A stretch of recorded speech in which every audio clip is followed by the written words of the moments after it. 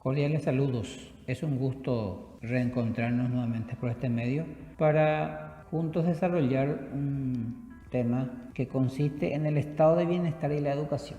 Empecemos por la definición del estado de bienestar. ¿En qué consiste? Nos dice que es un concepto político que consiste en una forma de gobierno en la cual el Estado se preocupa por el bien vivir de sus ciudadanos, asegurándose que no les falte nada y que puedan, por sobre todo, satisfacer sus necesidades esenciales. Sabemos que esas necesidades esenciales estamos hablando de salud, educación, vivienda digna, justicia, entre otros. El Estado debe proveerlo y debe ver la forma de conseguir satisfacer esas necesidades, atendiendo que gran parte de la franja de una población no puede por sus propios medios costear esos servicios o satisfacer esas necesidades. En eso consiste el estado de bienestar. En el punto 2 tenemos el origen. ¿Cómo se originó el estado de bienestar? Es un fenómeno muy reciente que tuvo mucho impulso en varias partes del mundo en el siglo XX, pero ya estuvo emergiendo a mediados y en la última parte del siglo XIX. Y se originó debido a una gran crisis económica a nivel mundial, producto de las guerras y conflictos de variadas significancias y consecuencias, muy difíciles de sortear para gran parte de la población. Entonces la idea de un estado de bienestar nace desde mitad del siglo XIX, cuando distintos grupos sociales, especialmente los obreros, empezaron a iniciar la lucha por el reconocimiento de sus derechos a nivel internacional. Cuando hablamos de trabajadores, estamos hablando también de sindicalistas, se acopló a estos movimientos estudiantiles, todos por querer mejorar su estándar de vida, calidad laboral, calidad educativa, salud, entre otros. El punto 3 nos habla de los pilares en los cuales se sustenta el estado de bienestar. Tenemos 5 pilares de sustentación. Uno de ellos es la entrega de subsidios a la clase más humilde, los que están en situación de vulnerabilidad, como se suele expresar. ¿Y cuáles son esos? Los desempleados y los de la tercera edad. En nuestro país, hace creo que unos 3 años, se empezó a proveer de un subsidio a la tercera edad. Ahora, en la cuestión de los desempleados, no tenemos una política por el cual al desempleado automáticamente se le concede 3 salarios o medio salario por 3 meses, como sucede en algunos países, donde sus institutos de previsiones sociales ya tienen esa estrategia y ese plan. Ahora, en esta pandemia sí hubo medianamente asistencia de parte del Estado y también del propio Instituto de Previsión Social para proveer medio salario a los funcionarios de esas empresas que comunicaron al IPS o al Ministerio de Justicia y Trabajo de la suspensión temporal del contrato de trabajo. El siguiente pilar es el sistema universal y gratuito de atención sanitaria, o sea que salud de calidad y salud para todos, es otro de los pilares. El tercer pilar es garantizar la educación a todos, o sea que una educación gratuita o por lo menos casi gratuita y de cobertura a toda la población. Una adecuada y consciente distribución de la riqueza, y la riqueza es cuando se genera por medio de políticas de Estado como el subsidio a la tercera edad, como el subsidio de IPS a los desempleados, el programa de Putivó, el programa de Ñangarecó y otros más que son preferentemente proveídos por el Estado. Y por último, proveer una vivienda digna. En nuestro país, las instituciones que proveen viviendas sociales, aunque últimamente está con un precio un poco fuera de lo social, las instituciones que proveen esto son la Senavitat y la SAS, la Secretaría de Acción Social. En el apartado 4 tenemos la influencia del economista Keynes y su polémica. Este economista fue quien dio el impulso prácticamente en cuanto a economía al estado de bienestar. ¿Y cómo se dio esto? Él fue quien propuso ciertas políticas entre el sector privado y el sector público para que gran parte del sistema económico, sea estatal y sea privado, puedan volcar ciertos beneficios al sector carenciado. Y con eso, uno de ellos fue el pleno empleo, o sea, generar la mayor cantidad de empleo a la población de parte del sector privado, impulsado por política de Estado, como el crédito y otros más. Y al haber como dijimos en párrafos anteriores, al haber un empleo pleno, eso iba a generar un circulante económico, lo cual ayudaría para que los obreros, al tener un salario digno y decente, también pudieran consumir los productos que los propios del sector industrial fabricaban. O sea que acá en esta situación ganarían todos. Eso es apenas un ejemplo de cómo podría generarse la política económica según este economista. Este economista tuvo muchas críticas porque los críticos consideraban que el problema se resuelve a medias o son soluciones parches porque el Estado gran parte de sus recursos económicos destina más bien a satisfacer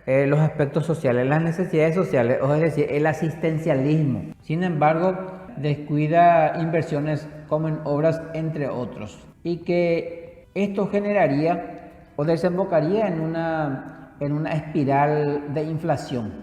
Ahora, Keynes no tiene ninguna culpa en ello, ya que él propuso como una forma de equilibrio, una vez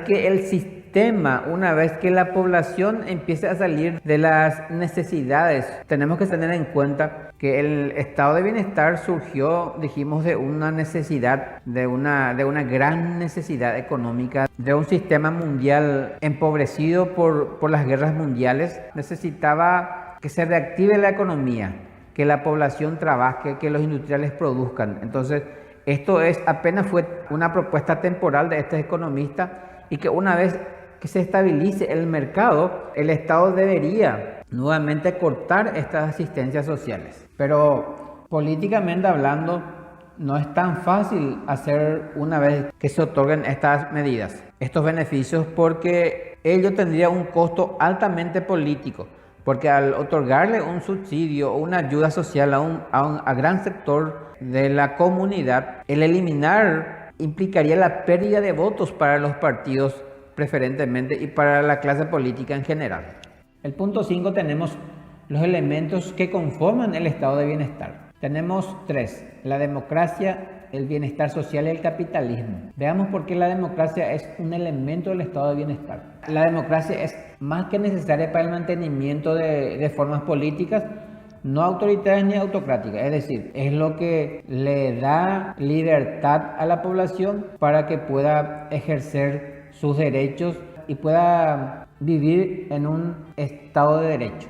El bienestar social es otro elemento, es decir, la provisión a la sociedad de la ayuda económica y social necesaria para progresar. O sea que el otro elemento es el bienestar social, que es sinónimo de ayuda económica, de subsidio, ya sea a través de montos básicos de dinero o a través de asistencia en provisiones. Y por último tenemos el elemento que es el capitalismo. ¿Por qué el capitalismo es un elemento para el estado de bienestar? Porque en el estado de bienestar el capitalismo no se ve como un enemigo o como un problema, sino que supone la convivencia con el mismo. Estamos conversando recién política del pleno empleo que aceptó y puso en práctica justamente el sector privado, que es sinónimo de capitalismo. En el 6 tenemos la educación como bienestar social. ¿Qué consiste la educación en el estado de bienestar social? Los estados benefactores también intentaron eliminar las barreras de clase, extendiendo el número de universidades, o sea, es decir, creando más universidades y ofreciendo ayuda en los servicios educativos. ¿Para qué?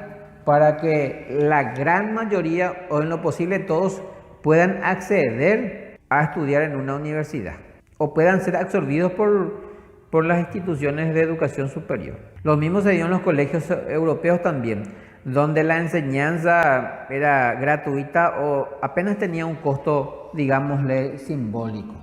La educación, al igual que la salud, al igual que el trabajo digno, la educación es la base del desarrollo económico de cualquier país, por lo que los recursos que se le asignen a la educación son reconocidos más bien como inversión rentable. ¿Por qué? Porque impulsa el desarrollo.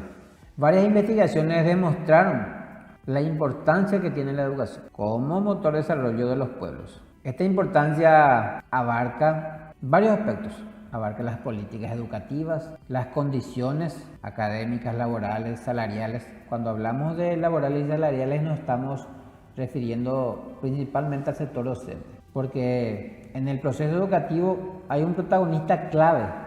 ¿Cuál es el protagonista clave? Justamente el docente. Y referente, hablando del docente, debemos saber que es clave que los administradores educativos, en este caso el Ministerio de Educación y Ciencia en nuestro país, gestionen y propicien que los docentes tengan o logren un entorno laboral con un clima de bienestar integral en varios aspectos, ya sea en la comunicación, en el mejoramiento del perfil académico, en la infraestructura, en cuanto a tecnología, que el nivel salarial sea adecuado por la importancia de la función que desempeña, por la posibilidad del logro del resultado deseado en esta importante función que es la tarea educativa. Y por último, veamos en qué se sustentaría o cuál sería el fundamento que dicen los que sostienen los defensores de este estado de bienestar. Los defensores del estado de bienestar creyeron que al eliminar la pobreza y la falta de vivienda, al conseguir que la salud pública sea de calidad y para todos, al tener asistencia o subsidio para los de la tercera edad o los ancianos, a lograr que los jóvenes pudieran acceder a las instituciones educativas de calidad y gratuitamente, eso haría que la gente lograra la felicidad. De ahí el nombre del estado de bienestar. Teniendo esas condiciones mínimas, la gente podría lograr la felicidad y podría satisfacer sus necesidades materiales, porque debemos tener en cuenta que las personas no solamente queremos salud, educación, justicia, sino que también tenemos necesidades materiales de comodidad, en esta era más aún donde la tecnología nos invade. En eso se sustenta el estado del bienestar. Y es ahí donde entra a tallar el Estado en sí, porque el Estado debería proveer, o por lo menos si no puede proveer, aplicar políticas